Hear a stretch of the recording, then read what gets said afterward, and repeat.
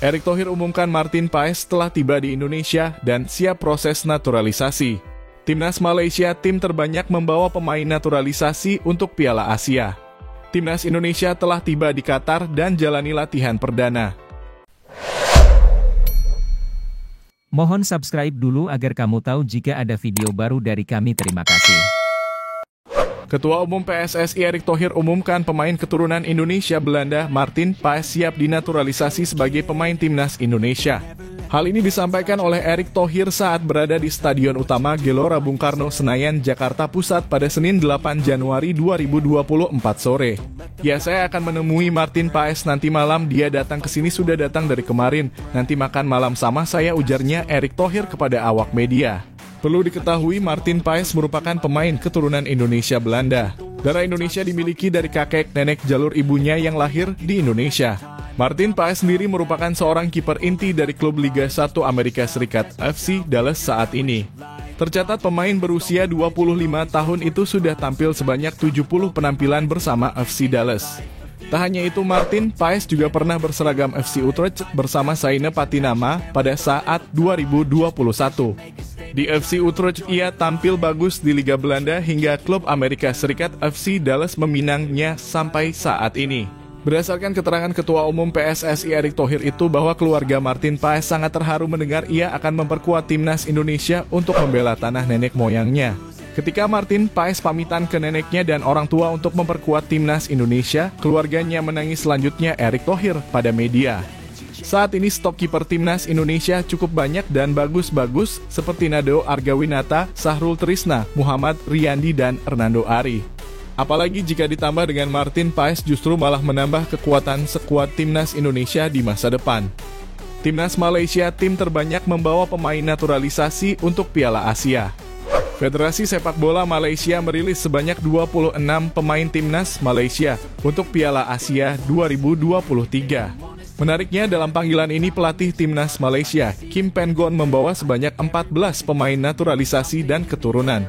Hal ini mirip seperti proyek yang dilakukan Shin Tae-yong bersama timnas Indonesia. Hanya saja Malaysia lebih banyak pemain naturalisasi yang bukan dari keturunan Malaysia.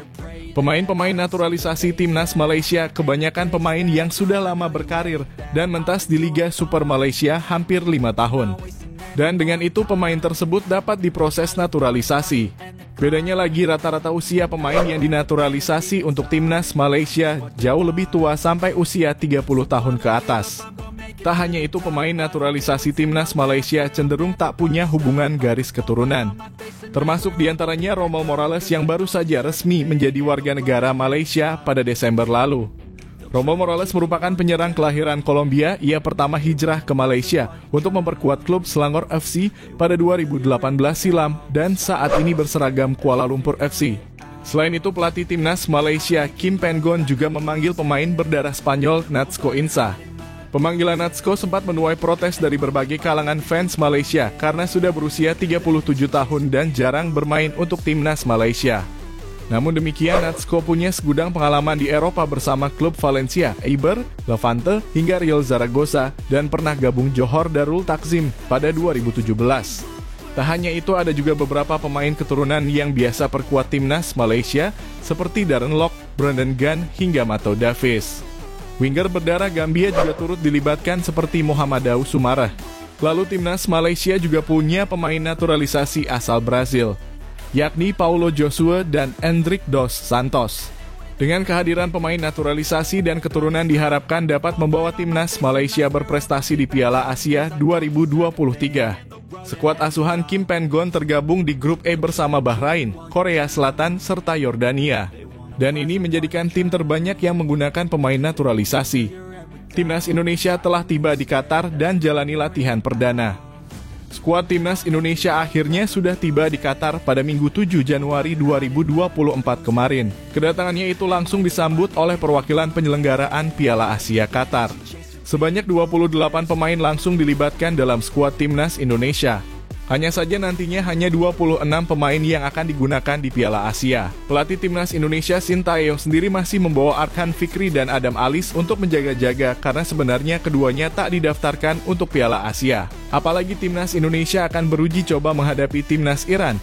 Jika ada pemain yang cedera maka opsi penggantinya masih ada. Di malam harinya skuad Timnas Indonesia langsung melakukan latihan. Nantinya Timnas Indonesia akan beruji coba ketiga hadapi Timnas Iran pada Selasa 9 Januari 2024. Namun pertandingan ini tertutup dan tidak akan disiarkan oleh stasiun televisi manapun. Mohon subscribe dulu agar kamu tahu jika ada video baru dari kami. Terima kasih.